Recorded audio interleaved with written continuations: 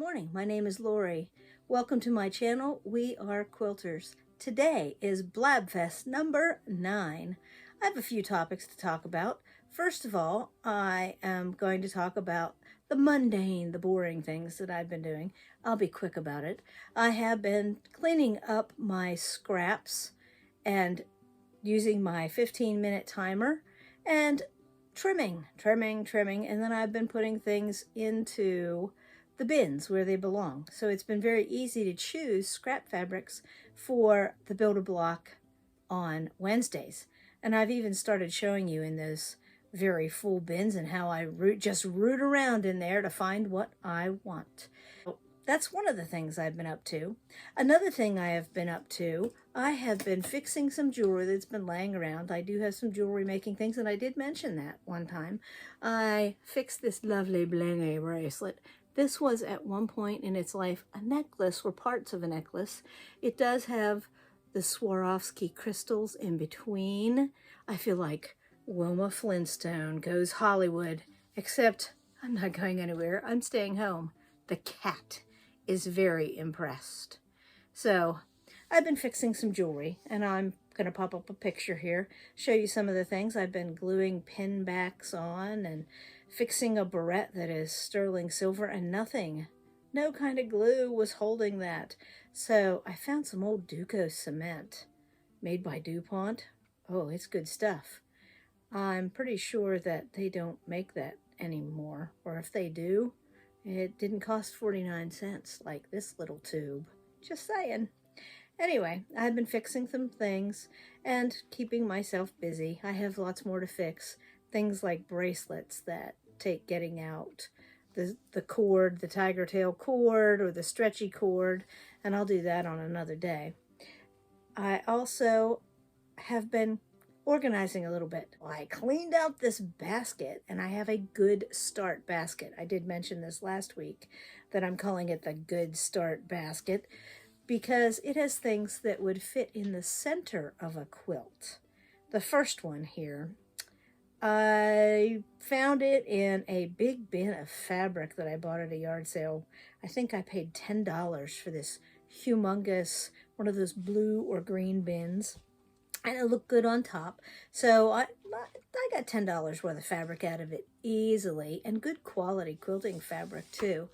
But this was in the bottom, kind of all balled up. Somebody did not have a good handle on strip piece quilting. They cut it all apart and then they sewed the like stuff back together instead of mixing it up. I'm thinking that this will become a campfire quilt to go outside, either at my son's house or at our cabin, because there are fire pits at both those places. And Michigan gets kind of cool, and the best time to have a fire pit is when you need a quilt. So I'm thinking that's going to be used up that way, because the fabric in it is decent for the most part, but it just needs used up. So the next project that is in there, I was doing hidden blocks. So there's a hidden churn dash, and it looks very good, but the way the block was cut, there's a lot of bias. So I think that's why I gave up on this one originally. And I even have a couple borders, or whatever you want to call it, that are in there. There's 2 of those nice strips, piano key strips. So I need to get back to that. Maybe that'll join the other thing at the campfire. Who knows? But I know it's a challenge, and I need to put something straight of grain around it to contain all that stretchiness. The third thing that's in there is a quilt that we made at quilt camp one year using a Debbie Tucker ruler from 180 Designs. And I have that Hunter Star ruler somewhere. Couldn't put my hands on it quickly, so I abandoned that search. But I did find 2 other rulers by her that I need to use more often. I found this one, which is the wing clipper. I believe that this one is used for making flying geese. And I found this one, which is the V block trimmer, which is used for taking blocks like are in the weather quilt, even though, and this takes it down, you can go to 1.5 inches. Those little, that is a teeny tiny V block. I mean, I'm doing 2.5, but I'm cutting it with the AccuQuilt die because I accidentally picked that one up one time and I didn't realize it was that size. I bought it out and about, and so now I figured I'd work that into my repertoire of quilting. So I need to use those Deb Tucker rulers more because they are pretty cool and they work very well. And if you follow the instructions, they are amazing.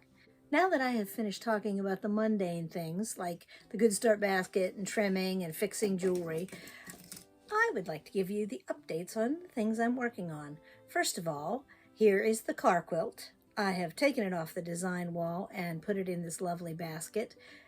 It has 10 of those lovely jewel box quilt with those blocks done.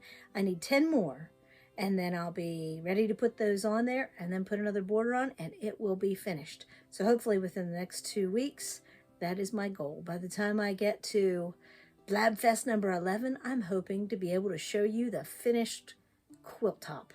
Yay, that'll be great. The next thing I would like to talk about is the lovely weather quilt.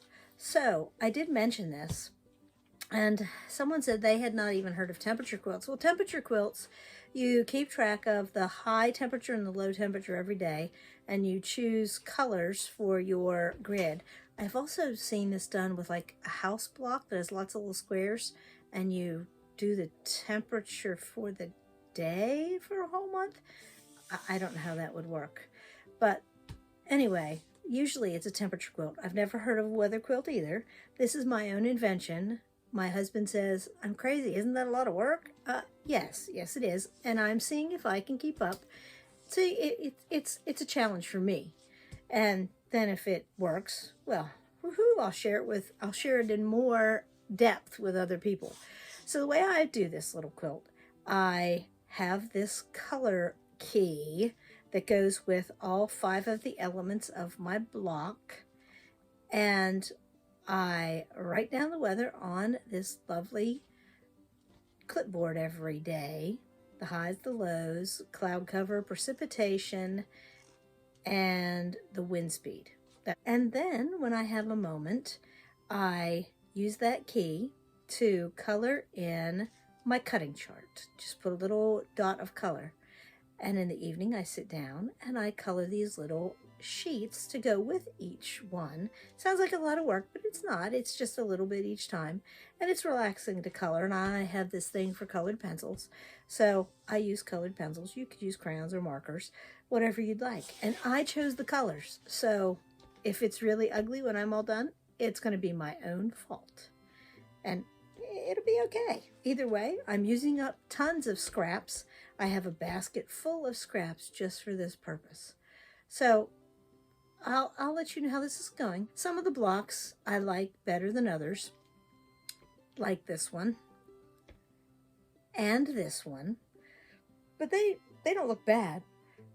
They don't look bad at all. So it's working out okay. So the last thing I have to show you on what I'm doing right now is the big quilt on the machine. I did finish the feather at the top, and I'll show you that at a later date because I want to be able to shine some light on it so you can see it a little better.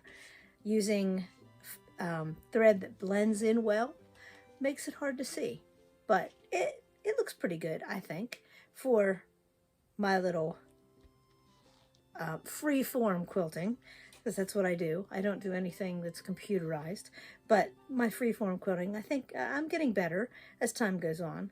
I'm in the middle of the quilt, and I am following along the contour lines of the woods and mountain scenes that are on the, it's not really a panel, it's yardage, but it looks kind of panel-ish, if you know what I mean.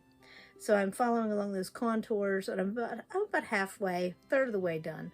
So it's coming along nicely. You can't really see the quilting because I chose a thread that blends in really well on purpose. It's okay to do that. So on this quilt, this brings me to my next point, and we are going to talk about labels on Monday, on Upskill Monday, but I am going to use part of my Christmas gift from my son and daughter-in-law to make the label. They bought me, Tracy picked out a fantastic little fat quarter with Sasquatch on it. So I am going to use part of that fabric to make the label on the back for this quilt. And Sasquatch is just funny. My husband has a shirt that says, "I believe," and we just kind of joke about that. And 2 years ago for Mother's Day, he bought me a Sasquatch statue, a concrete Sasquatch statue. Now you would think that this came from Michigan, where it lives, but it did not. It was bought in West Virginia, and he was transported to Michigan, where he now lives.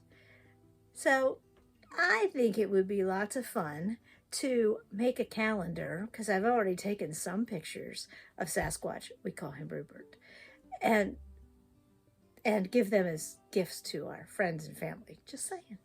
I'm easily amused. Easily amused. And all this came about because there is this big billboard in West Branch, Michigan that says Midwest capital of Sasquatch. And there's another one that says Sasquatch shops in West Branch, you should too. And that just makes us laugh. So I can't help myself with the Sasquatch things.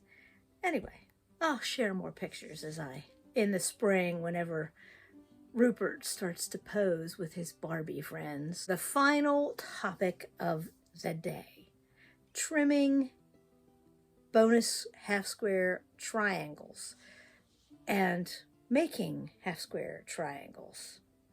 So if you're trimming, it doesn't matter if they're bonus triangles or they're ones that you made 2 at a time or 8 at a time, you always need to trim and make sure they're the right size. Or by the time you get to the edge of your blocks or quilt, things are going to be really off. And that will not make anybody happy, especially you. So always trim.